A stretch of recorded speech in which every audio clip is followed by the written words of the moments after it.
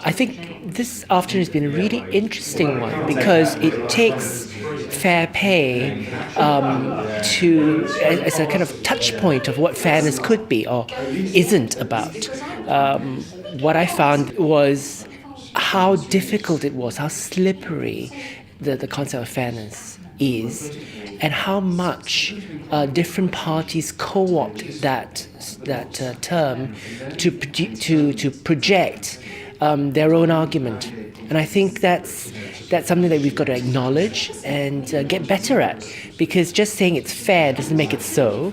It depends on the power dynamics, who's determining the agenda, at which point in the economic cycle this is being determined, and whether you have the relative negotiating power to push your point across. It's very difficult to say what fair pay is, because fair is a word that has to be defined. But from the point of view of the whole pay system, it's about the distribution of pay in a workforce. It's an issue of our time at this moment, because there is such a widening gap between people at the top and the bottom of organisations.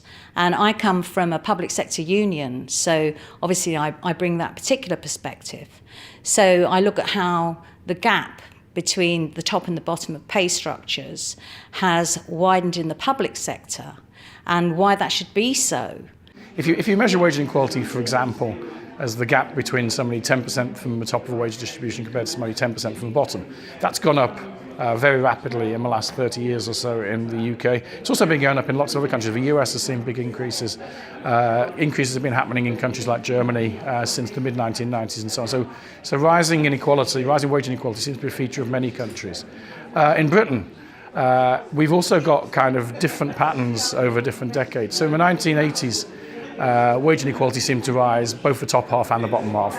If you go into the 1990s, the top half continues to increase, but the bottom half narrows a bit. If you go into the 2000s, all the increase seems to be right at the top.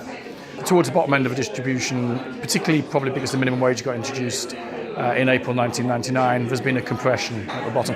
So I guess the overall evolution of inequality has been to see a significant rise, but it's been very different in different time periods.